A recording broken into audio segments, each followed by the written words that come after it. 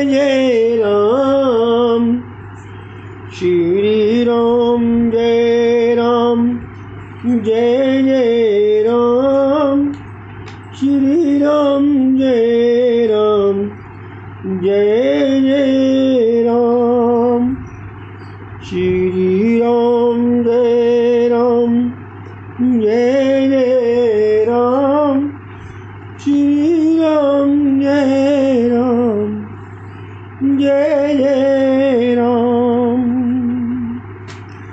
बाली ने जब कहा कि हमें तो मुक्ति की ज़रूरत नहीं है, ना मुझे अब इस जीवन में रहना है, तो रामचंद्र जी ने कहा बाली, अपना दोष तो तू देखता नहीं है और मुझ पर ही दोष लगाया जा रहा है। भाभी बहन पुत्र तू और अपनी कन्या एक समान है, फिर भी तुमने अपने भाई की पत्नी पर कुदृष्टि डाली, सो तू महापापी है। अतः तेरा उद्धार करने के लिए ही तेरा वध कर रहा हूँ, तेरा उद्धार करने के लिए ही तेरा ही वध कर रहा हूँ। स्वदोष के दर्शन के बिना ईश्वर के दर्शन नहीं हो पाते, पर दोष दर्शन परमात्मा के दर्शन में बाधा रूप है। बाली कहने लगा, प्रभु यदि मैं पापी हूँ तो मुझे बताइए कि कौन से ग्रंथ में ऐसा लिखा हुआ है कि पापी को भी आपके दर्शन का लाभ हो सकता है। ये कहा गया है, जन्म जन्म मुनि जतन कराई, और अंतराम कई आवत नाई।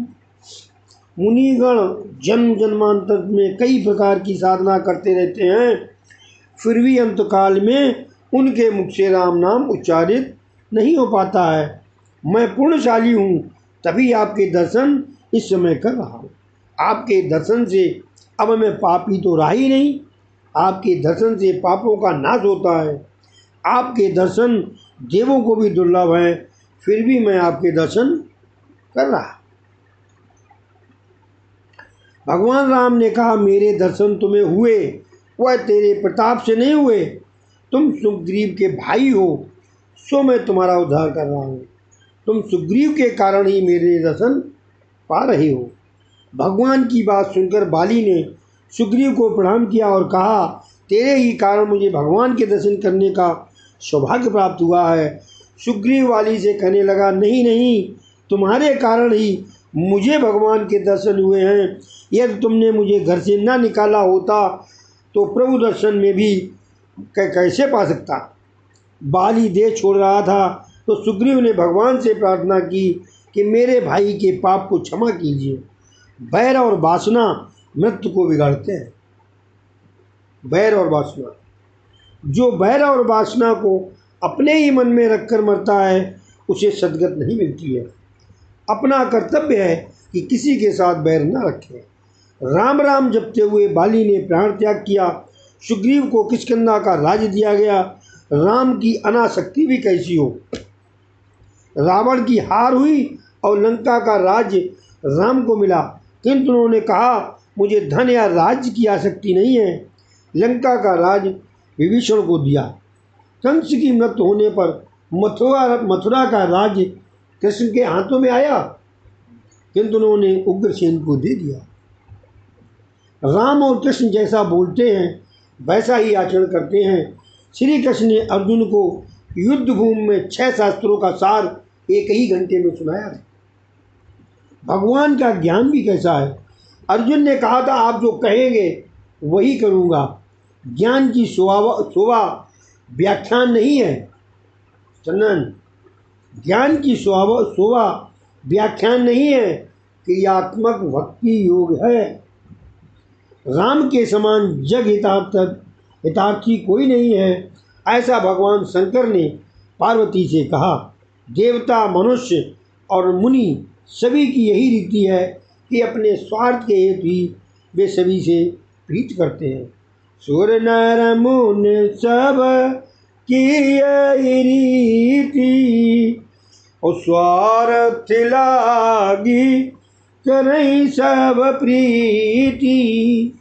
भगवान राम प्रवचन पर्वत पर जाए। हनुमान जी अपनी वानर सेना के साथ आए। राम जी ने अपनी मुद्रिका हनुमान जी को देते हुए कहा, ये सीता जी को देना और मेरे विरह तथा बल की सारी बातें सुनाकर तुरंत लौट आना। हनुमान जी ने अपनी वानर सेना के साथ दक्षिण की ओर प्रयाण किया। वे जामवंत के पास आए, जहाँ संपाति ने उन्हें समाचार दिया कि सीता जी को अशोक वन में रखा गया है। समुद्र को पार करना कठिन था। राम नाम और संयम के बल के बिना समुद्र पार किया नहीं जा सकता। ये बात देखो कितनी वो हो गई, बाई चांस कि आज शनिवार है और इस भागवत में भी सुंदरकांड आ गया। हनुमान जी ने आवेश पूर्वक कहा, यदि आप कहें तो सारी लंका को समुद्र में डुबो दूं। जामवंत धीरज रखो, यदि लंका को डुबो दोगे तो सीता जी भी डूब जाएंगी। तो हनुमान जी ने उड़ान भरी और उड़ते हुए समुद्र पार करने लगे। मार्ग में सुरसा ने अवरोध करने का प्रयत्न किया। हनुमान जी ने उसका नाश किया। हनुमान जी लंका पहुँचे। शाम काल का समय था। लंका दर्शन करने निकले। वहाँ का वैभव अलौकिक है। मध्यरात के समय लंका में प्रवेश करने जा रहे थे कि लंकनी ने रुकावट की तो उन्होंने उसे मार दिया। मरते हुए लंकनी ने कहा, मुझे जोशी ने कहा है कि तुझे कोई मारे तब समझ लेना कि रावण की भी मृत्यु होने जा रही है। हनुमान जी को लंकनी ने यह भी कहा कि लंका में घूमते समय राम जी को हमेशा अपने हृदय में रखना। हृदय राख कौशलपुर राजा। शायद राक्षसियों के बिहार को देखकर मन विकारी हो जाए। प्रवेश नगर की जय सब काजा, हृदय राख कौशलपुर राजा। हम लोग भी जब कोई कठिन काम करने जाएं तो इस लाइन को हमेशा याद करें। कहीं जाएं तब भी विपत्ति में भी मानव समाज में बसकर मानव बनना आसान नहीं है। एकांत में बैठकर ब्रह्म चिंतन करना आसान है। मानव समाज में रहकर बसकर मानव बनना आसान नहीं है। एकांत में बैठकर ब्रह्म चिंतन करना आसान है। जन समाज के मध्य में विलासी लोगों के साथ रहकर निर्विकार रहना बड़ा कठिन है।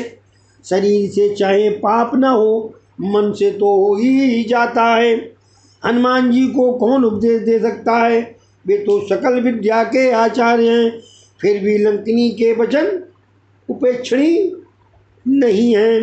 हनुमान जी को लगा, मैंने आँख से ये दृश्य देखा नहीं, आँख से चाहे देखा है, मन से चिंतन तो किया ही नहीं है। हनुमान जी तो बाल ब्रह्मचारी हैं। वहाँ से वे इंद्रजित के आवास में आए। वहाँ सुंदरी सुलोचना को देखकर उन्होंने सोचा शायद यहीं सीता जी हैं।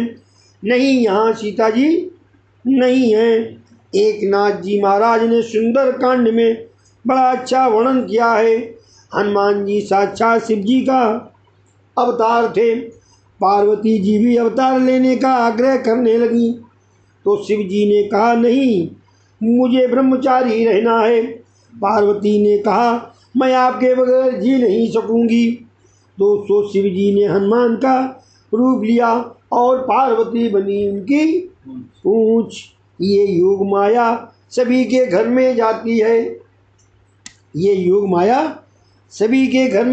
है। हनुमान जी की पूंछ बढ़ती ही गई। रावण की बहुत फजीयत हो गई। हनुमान जी ने सारी रात सूक्ष्म रीति से भ्रमण किया, किंतु सीता जी कहीं भी नहीं दिखाई देती थी। प्रातः काल में विभीषण के आवास में प्रविष्ट हुए। वहाँ उन्होंने देखा कि विभीषण ने नींद से जागते हुए राम का स्मरण और उच्चारण किया। हनुमान जी सोचने लगे, इन राक्षसों की बस्ती में ये कौन वैष्णव है? हनुमान जी ने ब्राह्मण का रूप लिया और विभीषण के निकट गए। इसलिए विभीषण ने उनसे पूछा, कौन है आप? राम तो नहीं है क्या? प्रभात में आपके दर्शन हुए तो मेरा सारा दिन अच्छा बीतेगा और कल्याण होगा। हनुमान जी ने सारी बात बताते हुए सीता जी का पता पूछा। विभीषण, आपके दर्शन होने से मुझे विश्वास हो गया है कि राम जी के दर्शन मुझे अवश्य होंगे। मैं तो अधम हूँ, किंतु आपके कारण राम मुझे अवश्य अपनाएंगे। रात्र में सोने से पहले तथा प्रातः काल में जागते ही प्रभु स्मरण और शुभ विचार करो। हनुमान जी अशोक वन में आए। वहाँ सीता जी समाधि अवस्था में बैठकर राम राम जप रही थीं। उनका शरीर दुर्बल हो गया था। हनुमान जी ने उनको मन ही मन प्रणाम किया और वृक्ष की डाली पर बैठकर राम कथा सुनानी शुरू की। आपके ढूंढने के लिए कई वानर भेजे गए हैं, उनमें से मैं भी एक हूँ। मैं रामचंद्र जी का दूत हूँ। आज मेरा जीवन सफल हो गया। साक्षात आद्या शक्ति सीता जी को मैं प्रणाम करता हूँ। सीता जी, भाई कौन है तू? प्रत्यक्ष क्यों नहीं आता है तू मेरे समक्ष आ। हनुमान जी ने सामने आकर माता जी को प्रणाम किया। माता जी, मैं हूँ रामचंद्र जी का दूत। मुझे आज बड़ा आनंद हुआ। और उन्होंने रामचंद्र जी का संदेश सुनाया। वे आपकी उपेक्षा नहीं करते हैं, वे शीघ्र ही यहाँ आ रहे हैं। माता जी, मुझे भूख लगी है और यहाँ फल तो बहुत हैं, किंतु राक्षस लोग निगरानी कर रहे हैं। सीता जी ने कहा, नीचे गिरे हुए फल ही खाना, तोड़कर ना खाना। हनुमान जी ने सोचा कि माता जी ने फल तोड़ने की मनाही की है, बच्चों को झंझोड़कर फल गिराने की नहीं। और उन्होंने बच्चों को झंझोड़कर फल गिराए और आहार किया। संत तो भोजन करते समय भी भजन चालू रखते हैं। अन्न की निंदा पाप है। हनुमान जी ने दिव्य बानर का स्वरूप धारण किया और पूंछ को उसका काम करने की आज्ञा दी। पूंछ ने बहुतों को मारा, कई राक्षसियों का संहार किया। इतने में इंद्रजीत ने वहां आकर ब्रह्मास्त्र छोड़ा। हनुमान जी ने ब्रह्मास्त्र का सम्मान किया। इंद्रजीत हनुमान जी को बांधकर राजसभा में ले आया। रावण ने हनुमान जी से पूछा, है बंदर, कहाँ से आया है तू और क्यों आया है? हनुमान जी ने कहा, दशानन, मैं तुम्हें उपदेश देने के लिए आया हूँ। शिव जी को प्रसन्न करने के लिए तू तपस्वी बना था, फिर भी पराई स्त्री सीता जी को बंदी बनाया। रामचंद्र जी की शरण में आ, वे तेरे सभी पाप क्षमा करेंगे। किंतु रावण कब समझने वाला था? वह तो अहंकारी था। उसने अपने सेवकों से कहा, इस बंदर की पूंछ में ही शक्ति है, जला दो इस पूंछ को। सेवक हनुमान जी की पूंछ को कपड़े से लपेटने लगे। हनुमान जी अपनी पूंछ को बढ़ाते गए। लंका के सारे बाजार का कपड़ा खत्म हो चुका। कपड़ों को घी तेल से भिगोया गया और फिर उन्हें जलाया गया। हनुमान जी ने कहा, यह तो पूंछ यज्ञ हो रहा है। रावण, अपने मुंह से जरा उसे हवा तो दे। रावण फूंक मारने गया तो उसकी दाढ़ी जल गई। हनुमान जी ने कई घरों पर कूदकर के सारी लंका में आग लगा दी। राक्षसियाँ दौड़ती हुई सीता जी के पास आई और कहने लगी, आपके पास जो पुरुष आया था उसकी पूंछ सारी लंका को जला रही है। सीता जी प्रार्थना करने लगी, हे अग्निदेव, यदि मैंने अपने पति के सिवाय अन्य किसी भी पुरुष का चिंतन न किया हो और पतिव्रत का पूर्णता पालन किया हो तो आप शांत हो जाइए। अग्निदेव चंदन से शीतल हो गए। लंका जल रही थी। हनुमान जी ने समुद्र के किनारे पर आकर देखा तो उन्हें लगा कि अच्छा नहीं हुआ। अशोक वन भी यदि जल गया तो समुद्र में स्नान करके वे अशोक वन में आए। वहाँ देखा कि एक भी वृक्ष जला नहीं था। सीता जी से मिले। सीता जी ने आशीष दी, अष्ट सिद्धियाँ तेरी सेवा करेंगी और सारे जगत में तेरी जयकार होगी। किंतु इन आशीषों से हनुमान जी को संतोष नहीं हुआ। उन्होंने तो राम सेवा की आशीष मांगी। हनुमान जी अमर हैं, काल उनका सेवक है। हनुमान जी वहाँ से जाने लगे तो ब्रह्मा जी ने उनके पराक्रम की सारी बातें पत्र में लिख दी। हनुमान जी इतने नम्र हैं कि कार्य का वर्णन सुमुख से नहीं करेंगे तो पत्र लिख दिया। हनुमान जी राम जी के पास आए। लक्ष्मण ने पत्र पढ़कर राम जी को सुनाया।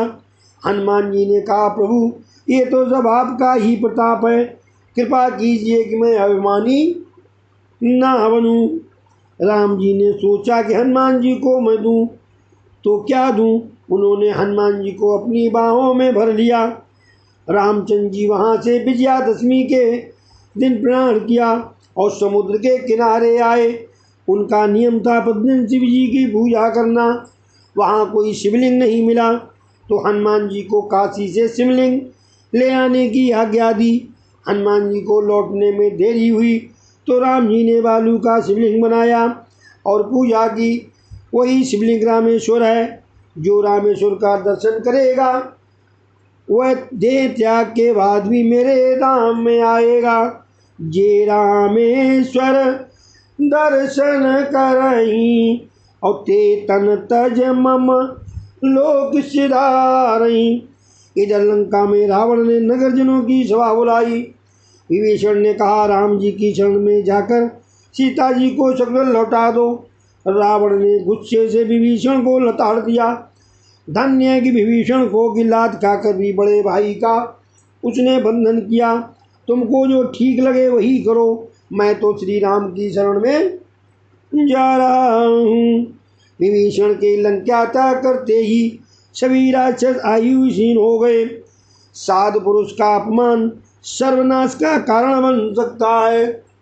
विभीषण वानर सेना के पास आए। वे सोच रहे थे कि मुझे यहाँ अपनाया जाएगा कि नहीं। रावण का भाई होने के कारण मेरा तिरस्कार तो नहीं करेंगे।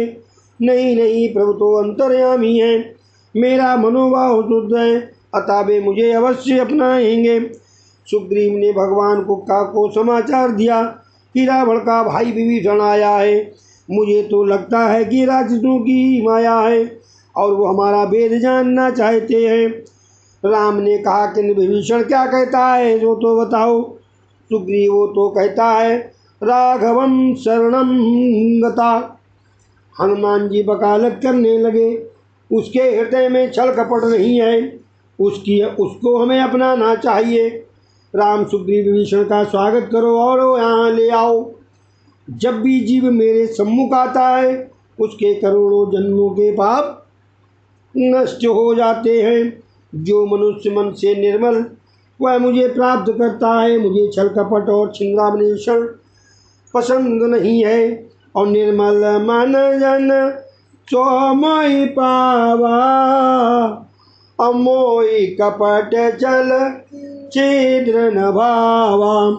सुग्रीव विभीषण को ले आया। विभीषण ने कहा, नाथ मैं आपकी शरण में आया हूँ। मेरे भाई ने लताड़ कर तिरस्कृत किया है।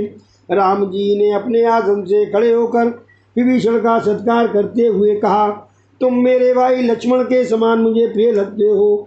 लंका का राज तुम्हें ही दिया जाएगा। विभीषण ने सोचा था कि रावण की मृत्यु के पश्चात प्रभु मुझे ही लंका पद बनाएंगे। आज उनकी इच्छा पूर्ण हो गई। सुग्रीव ने राम जी से कहा, बड़ी शीघ्रता करते हैं।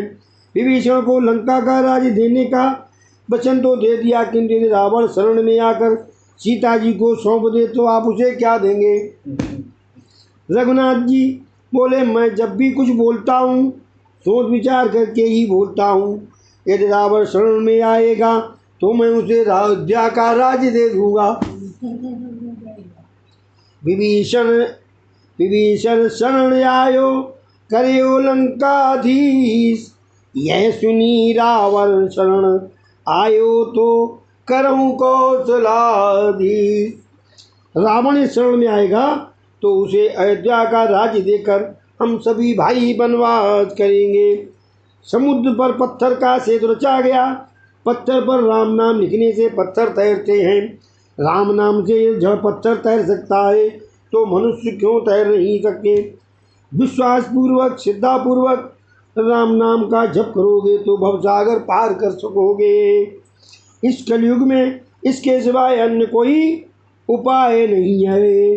पत्थर तक राम नाम से तर जाते हैं। रामचंद्र जी ने लंका में प्रवेश किया। अंगद को दृष्टि के लिए भेजा गया। अनेक राक्षस मर गए। लक्ष्मण ने कपट से इंद्रजीत का मस्तक उड़ा दिया। सुलोचना ने सती होना चाहा। उसने रावण से अपने पति इंद्रजीत के मस्तक की मांग की तो रावण ने कहा वह मस्तक तो राम के पास है, उसके पास जा। तो सुलोचना ने मुझे शत्रु के पास। अब श्री कथायाम समाप्तम। बोलो श्री रामचंद्र जी भगवान की जय। हरे कृष्ण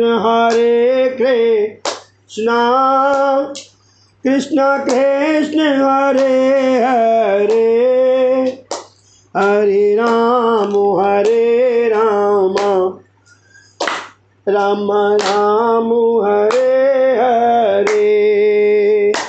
हरे कृष्ण कृष्ण कृष्ण हरे हरे, हरे राम राम राम हरे हरे।